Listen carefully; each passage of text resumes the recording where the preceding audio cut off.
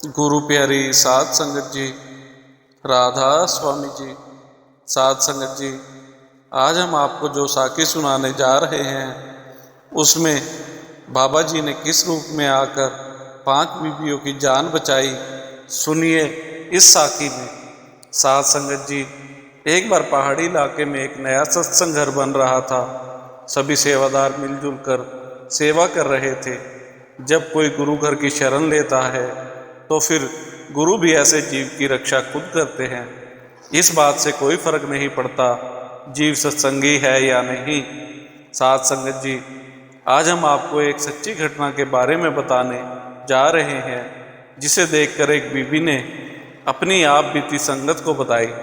उस बीबी का कहना है कि जैसे पुराने युग में भगवान धरती पर अवतार लेते रहे हैं, कभी कृष्ण बनकर तो कभी राम बनकर, आज के युग में भी भगवान अवतार लेते हैं सतगुरु के रूप में। साध संगत जी, हैरानी वाली बात यह है कि यह घटना के होने से पहले यह बीवी एक सत्संगी नहीं थी। वह भगवान श्री कृष्ण की भक्त थी, श्री कृष्ण जी की पूजा करती थी, बल्कि आज भी करती है। और साथ में इस बीवी ने बाबा जी से नामदान भी ले लिया है। जिस दिन यह घटना घटी थी उस दिन इस बीवी की पूरी जिंदगी बदल के रख दी थी, या ऐसे कहो कि बाबा जी ने जिंदगी बचा ली थी। साध संगत जी, अब हम आपको इस घटना के बारे में शुरू से बताते हैं। यह बीवी पहाड़ी इलाके की रहने वाली है। बीवी अपने परिवार के साथ बड़ी खुशहाल जिंदगी बिता रही थी। एक बार भगवान श्री कृष्ण के किसी उत्सव में यह अपनी 4 पड़ोसनों के साथ दोपहर को अपने घर से निकली। शाम 5 बजे तक वह कृष्ण उत्सव तक पहुंच गई और वहां पर इन्होंने श्री कृष्ण की भक्ति की रासलीला देखी और शाम को लगभग 7 बजे के करीब वहां से वापस अपने घर के लिए निकल पड़ी।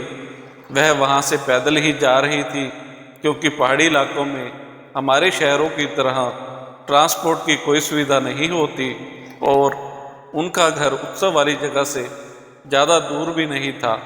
लगभग 20 मिनट का पैदल रास्ता था।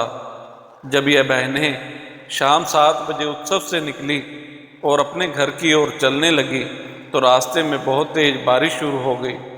बारिश से खुद को बचाने के लिए यह 5 बहनें एक पेड़ के नीचे खड़ी हो गई, लेकिन बारिश बहुत तेज थी जिससे यह भीग रही थी। फिर एक बीबी की नज़र सामने बने शेड पर गई, जो शायद बाबा जी के सत्संग घर का था। उस समय वहां पर नए शेड का निर्माण किया जा रहा था, तो यह 5 बीबियां शेड के नीचे चली गई। उस समय शेड में इनके अलावा कोई नहीं था। बारिश रुकने का नाम नहीं ले रही थी और बारिश के साथ तूफान भी चलने लगा। इधर शेड से कुछ दूरी पर बने कमरे में कुछ सेवादार उस समय लंगर खा रहे थे। तभी उनके पास एक फ़ोन आया और फ़ोन पर बताया गया कि जिस शेड का निर्माण हो रहा है उस शेड को बिल्कुल खाली करवा दो, क्योंकि बहुत तेज आंधी तूफान आने की संभावना है। शेड पूरा तैयार नहीं हुआ है, इसलिए टूटकर नीचे गिर सकता है। सेवादारों ने कहा कि यह शेड तो पहले से ही खाली करवा लिया गया है, क्योंकि सेवादारों को नहीं पता था कि छत के नीचे बारिश से बचने के लिए 5 बीवियों ने शरण ले रखी है, और ना ही उन बीवियों को पता था कि शेड के नीचे बैठने पर उन्हें कोई खतरा है। वह आराम से शेड के नीचे बैठकर बारिश के बंद होने का इंतजार करने लगी, लेकिन तूफान अब तेज होता जा रहा था और शेड की छत जो भी निर्माण अवस्था में थी वह किसी भी समय गिरने वाली थी। जब शेड की छत को एक बीवी ने देखा कि वह हिल रही है तो वह सब डर गई और वहां से बाहर जाने लगी, लेकिन बाहर इतनी तेज बारिश और तूफान था कि उन्हें समझ नहीं आ रहा था कि अब क्या करें। जिस बीवी ने यह आप बीती सुनाई थी वह उस समय भगवान श्री कृष्ण को याद करने लग गई, श्री कृष्ण से प्रार्थना करने लग गई। तभी इन 5 बीवियों ने दूर से आते हुए एक सरदार जी को देखा, और जैसे ही सरदार जी शेड के अंदर आए तो शेड की छत टूटकर नीचे गिरने वाली थी। यह देखकर उन 5 बीवियों ने डर के कारण अपनी आंखें बंद कर ली और जमीन पर अपने सिर पर हाथ रखकर बैठ गई, जिससे कि उनके सिर पर चोट ना लगे। लेकिन कुछ देर के बाद जब शेड की छत नहीं गिरी तो उन्होंने सिर उठाकर देखा, तो जो उन्होंने देखा उसको देखकर उनके होश उड़ गए। इन 5 बीवियों में से जो 4 बीवियां थी उन्हें दिखाई दे रहा था कि जो सरदार जी शेड के अंदर आए थे उन्होंने अपने दोनों हाथों से शेड की छत को गिरने से रोक रखा है और बीवियों को वहाँ से जल्दी निकलने के लिए कह रहे हैं। लेकिन जिस बीवी ने यह आप बीती सुनाई थी उसने कुछ और ही नज़ारा देखा था।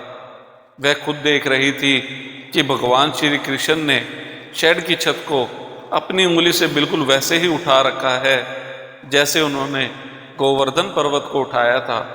वह इस नज़ारे को देखकर इतनी मोहित हो चुकी थी, वह अपनी सुध बुध ही खो बैठी थी। बाकी 4 बीवियां वहाँ से बाहर की तरफ जाने लगी, लेकिन यह बीवी बस श्री कृष्ण के दर्शन में मगन हो गई थी। फिर उन 4 बीवियों ने वापस आकर इस बीवी को बाजू पकड़कर उसे उठाया और उस बीवी को बोली, तुझे मरने का शौक है क्या? जल्दी चल यहाँ से बाहर। फिर वह अपनी उस अवस्था से बाहर आई और सारी बीवियां शेड से बाहर निकल आई। वह बीवी बार बार शेड की तरफ ही देख रही थी। इतनी देर में वहाँ सेंटर पर जो सेवादार थे वह सब भी दौड़कर आ गए और इन 5 बीवियों को देखकर हैरान हो गए कि आप सब यहाँ पर कब आई। लेकिन जिस बीवी ने श्री कृष्ण जी के दर्शन किए थे वह बार बार सेवादारों से पूछ रही थी कि वह सरदार जी कहाँ हैं जो श्री कृष्ण का रूप लेकर हमें बचाने आए थे। सेवादारों ने कहा कि बीवी, यहाँ हमारे अलावा और कोई नहीं है, आप किसकी बात कर रही हैं? फिर उस बीवी ने साथ बाकी 4 बीवियों भी बोल पड़ी कि वही सरदार जी जिन्होंने इस छत को गिरने से पहले हमें यहाँ से निकाल दिया। सेवादार हैरान थे कि यह सब कौन से सरदार जी की बात कर रही हैं। सेवादारों ने कहा, यहाँ इतने तूफान में हमारे अलावा कोई नहीं है। जब छत गिरने की आवाज़ आई तो हम सब वहाँ दूर बैठे हुए थे और आवाज़ सुनकर हम दौड़े चले आए। फिर सेवादारों ने कहा, आप हमारे साथ उस कमरे में चलो क्योंकि यहाँ अभी खतरा है। फिर सेवादारों ने उनके लिए चाय बनाई और वहाँ कमरे में बाबा जी की फ़ोटो लगी हुई थी। उस फोटो को देखते ही 5 बीवियाँ एक साथ बोली, यह वाले सरदार जी ही तो हैं जो शेड में आए थे और इन्होंने अपने हाथों से शेड को गिरने से रोक कर रखा था। यह कहाँ हैं? आप इन्हें बुलाओ, हम तो इनका धन्यवाद भी नहीं कर सकी। बीवियों की बात सुनकर सभी सेवादारों की आंखें नम हो गई और कहने लगे, वह हमारे सतगुरु जी हैं। सेवादार हाथ जोड़कर बोले, बाबा जी आपकी लीला अपरंपार है। बाबा जी हम आपके सेवादार थे और आप दर्शन इन बीवियों को देकर चले गए।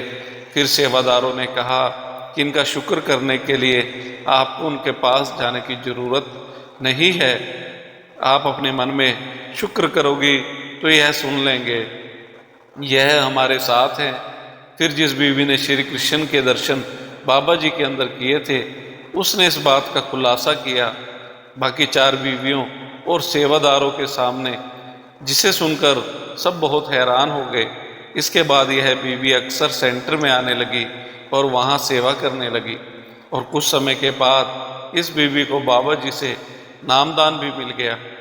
साथ संगत जी, जैसे ही पुराने युगों में भगवान अवतार लेते थे और बहुत सारे चमत्कार करते थे, बिल्कुल ऐसे ही इस कलयुग में कुल मालिक ने सतगुरु के रूप में अवतार लिया है और चमत्कार करते रहते हैं और करोड़ों लोगों को यहाँ से मुक्त करवा चुके हैं।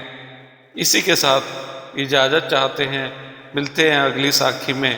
तब तक के लिए राधा स्वामी जी।